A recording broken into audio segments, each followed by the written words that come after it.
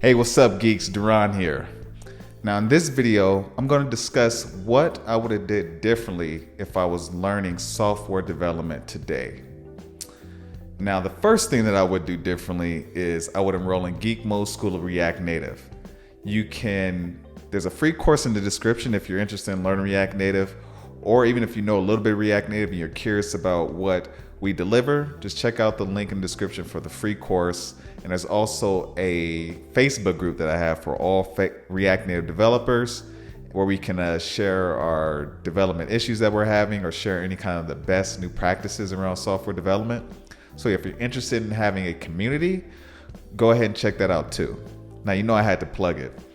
But anyways, on a serious note, I want to go over like the things that I think are really important, as for software developers, what I think that'll really help you speed up your software development learning curve.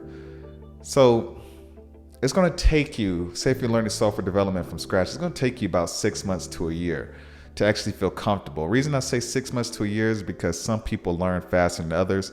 And honestly, some people have better pattern recognition, or they may, we just all learn at different rates. I'm not going to tell you can learn software development in a month because it's not realistic. And a lot of times when you're working as a back-end developer or a front-end developer, you're going to learn multiple skills within that space.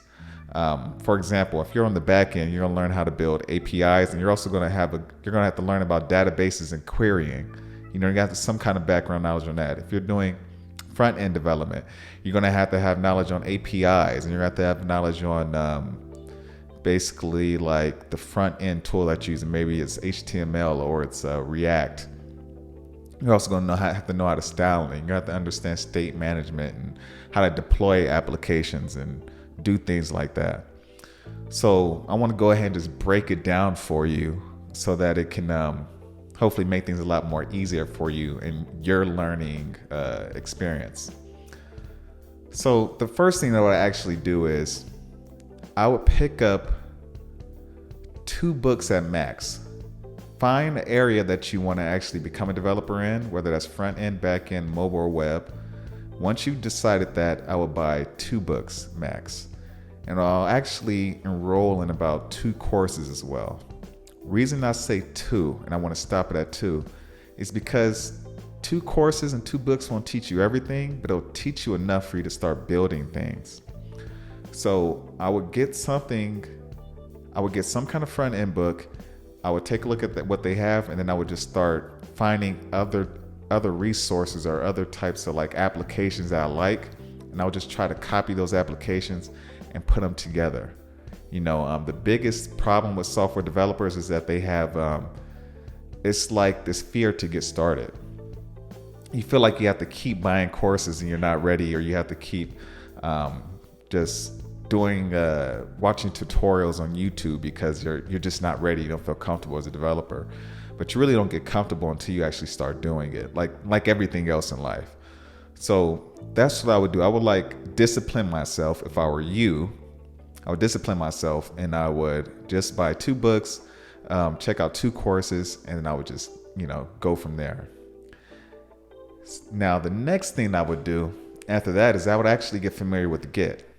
Now, if you plan on working as a software developer, or you just have your own projects that you're working on, software development, you never want to do your own work on your master branch. You want to have a development branch, and you want to have like a features branch, because the feature branch is where you're actually going to make these updates to your code. Now, the reason I would actually get familiar with Git is because it's going to give you a realistic, real world experience when it comes to actually building an application. You're going to want to learn how to create multiple versions of your application, and you're going to want to know how to create branches and merge branches into certain branches. And you're going to have to get comfortable within that environment, because you're going to have something like rebasing code, you're going to be merging code, and a company, they're not going to teach you that. They're going to expect you to know how to do all that. So I would get really familiar with Git and how it works, and just start building it into my projects. For example, let's say you have a home screen. You may have a feature for, want to say, build out the login form. You may have a feature for build out the user interface of it. You may have a feature for connecting your login form to the API. You want to have tickets for like each one of these different steps, and each one of those different steps is going to have its own like Git repo. Well, not its own Git repo, but it's going to have its own Git branch that allows you to incrementally improve the application. Now, once you got familiar with Git, the next thing that I would do if I was a software developer is that I would get familiar with deploying an application. Now, if you're on web, you're going to want to know how to host your application live. And if you're using mobile, you're going to have to know how to deploy your application to the Google Play Store and the Apple Store. And I think this is just awesome knowledge to learn, because you want to get familiar with how, I'm a mobile developer, so I'm going to use that as an example. You're going to want to get familiar with APK files and IPA files and how they work and which platforms use what.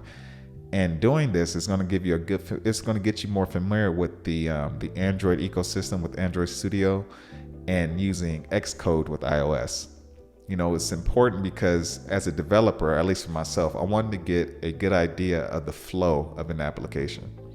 You know, I want to see the life cycle from development to actually having that application live in the store.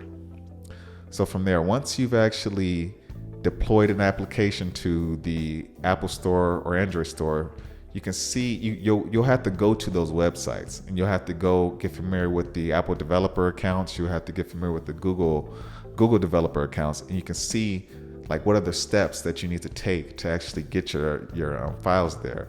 There's an approval process. There's certain descriptions. You have to make descriptions for each version build that you have to make. Each version you have to increment like I can't remember. You have the version has 3 numbers, and I can't remember what each one of those numbers stand for off the top of my head right now.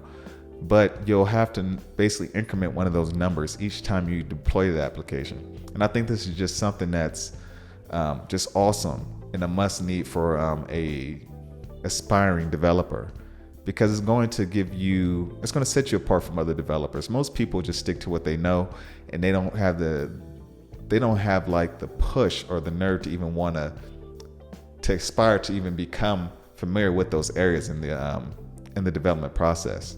So just having that knowledge and be able to be a part of the conversation is going to take you a long way. Now, after you followed all those steps, the next thing that I would do, and this is it for the people who are specifically trying to be professional React Native developers or whatever kind of developer, the next thing that I would actually do is I would create a website. This is something that I did. I would create a website, and I would host all my projects there. I would have a page that's just like, it shows all of my projects, and they can click on one of the projects, and then they can give you a description of the project, probably have some images and videos of the project. And it gives companies a good idea of like what to expect from you. It gives them an idea what your knowledge is, because if you're new to software development, getting your first job is the hardest thing to do. College, they really don't prepare you for it.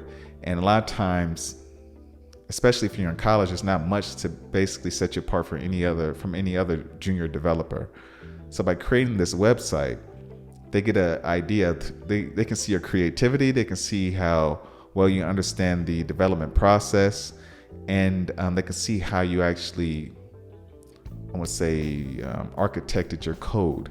And that's really important for companies. They want to see how busy your GitHub repo is, and they just want to get a good idea of who they're actually hiring. So when they have your website, it has your projects, it has a little background bio on you. And companies can it just makes you a little bit more competitive when it comes to the job market. Well, that's all I have for this video. I would love it if you shared your experience with learning software development, whether you're new to software development or you've been there for a while, because I think that it'd be helpful for anybody that's watching this video. Now, like I said earlier, if you're interested in learning React Native, there's a description below. Also, in the description below, there's also a link to the Facebook group. And I'll catch you next time. Thank you for watching. Peace.